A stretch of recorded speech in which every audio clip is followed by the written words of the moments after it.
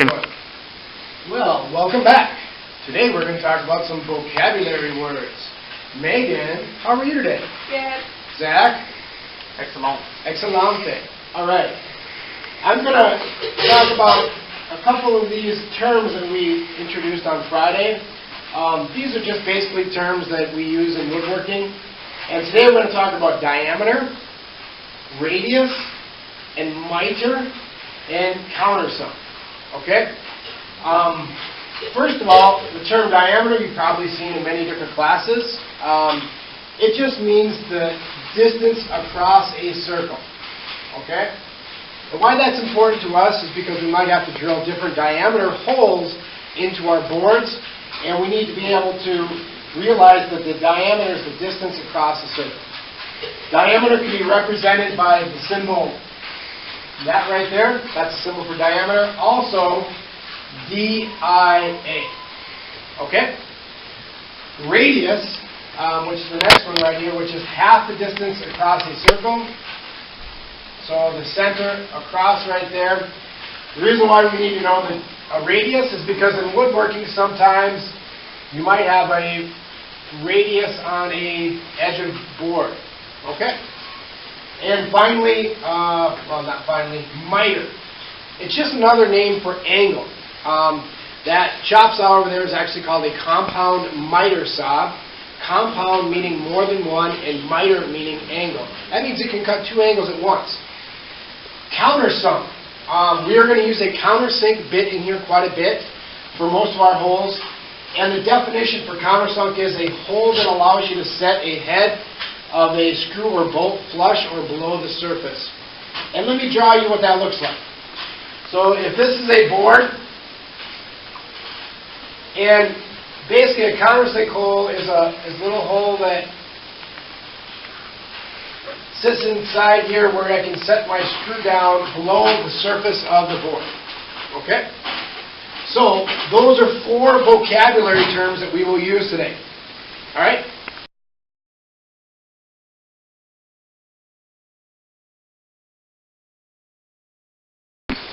All right, so today the machine that you're going to be using is the drill press. We're going to talk about the safety of it.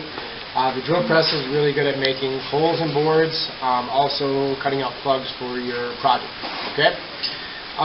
There are different bits you can use with the drill press. I'm just going to talk about some of the names right now. Number 1, this is called a Forstner bit. Okay?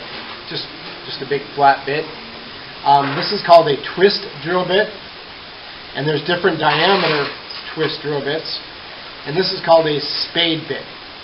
Usually located on the bit somewhere, unless it's worn off, is a number, usually a fraction, that talks about the diameter of the hole that you will produce with the bit. In this class, in particular, you'll be using this countersink bit quite a bit. And what you need to do is you need to know how to take a bit out of the drill press. This is the chuck, and this is called a keyless chuck. A keyless chuck, tighten that up in there. Okay. To take the bit out, you pretty much hold this black ring on top, and you go lefty-loosey, and that takes the bit out. Okay. Now the reason why this is a countersink bit is because it is narrow right here, and it tapers to a bigger diameter. So basically what we're going to do is we're going to go ahead and set the location of this so we can hide the screw head below the surface of the board. Okay? I'm going to go ahead and put the drill bit in the machine. To do that, I hold this right here in the chuck. I'm going to go ahead and tighten it up, which is righty-tighty. Once I get it hand tight, I go ahead and tighten it up. I hold the top and then turn the bottom. The safety rules for the machine are right up here, and you should be familiar with them. You'll have to type them out also. Do not operate without training. Keep fingers 2 inches from the bit. Make sure the work is secured. That's a big one. For larger bits, we need to slow down the speed, and we'll talk about that. Always wear safety glasses, long hair secured, jewelry, and make sure the area around the machine is clean. Okay?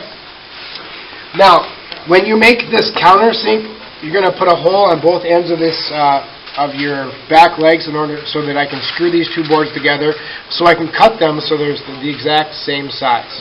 Okay? It doesn't really matter just as long as you put one here and here on the ends of your boards. Okay?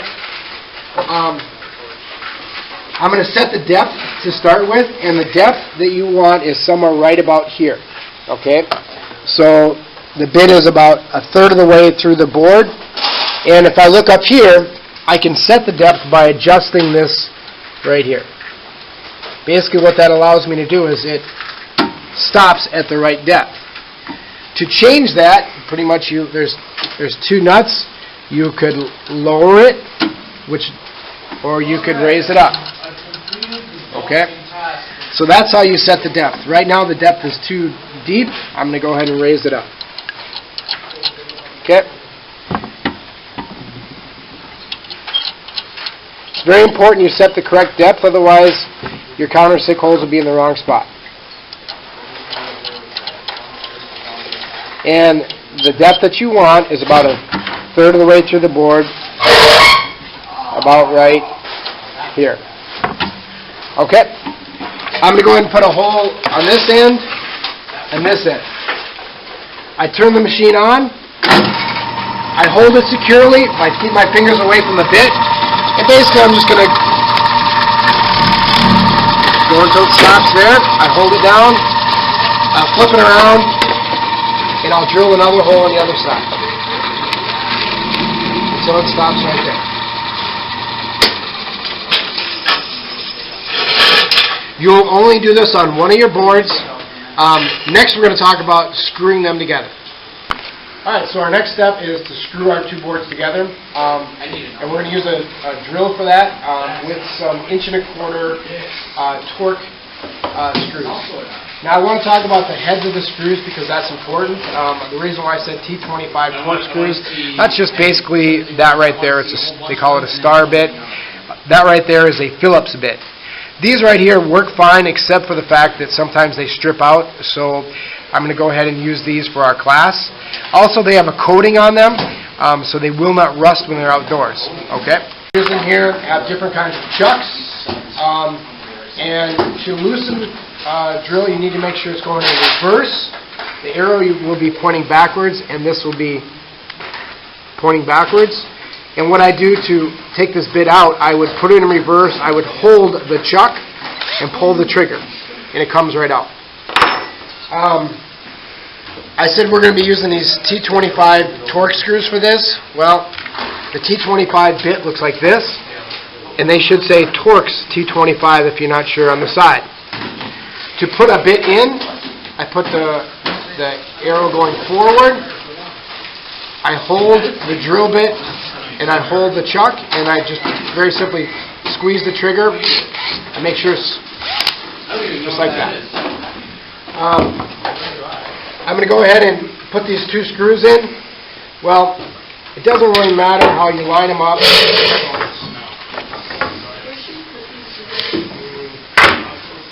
We're going to line it up like that. I want to make sure that if I have any difference in lengths, that the front edge is totally lined up flush. Well, that's another term, vocabulary term. Flush means just lined up. Okay? I'm going to go ahead and put a screw in right here. And when I put my screw in, all I'm doing is I'm just go ahead and line this up. And I go easy, just like that. I put my other screw in on the other side. Just like this. Just like that.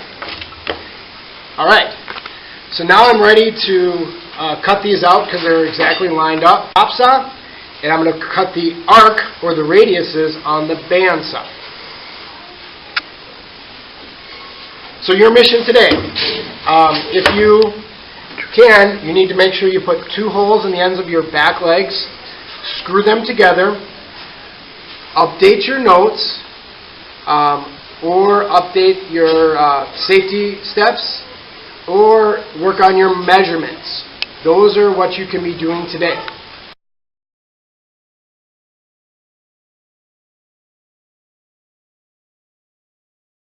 Alright, so 8th graders, you got your assignment.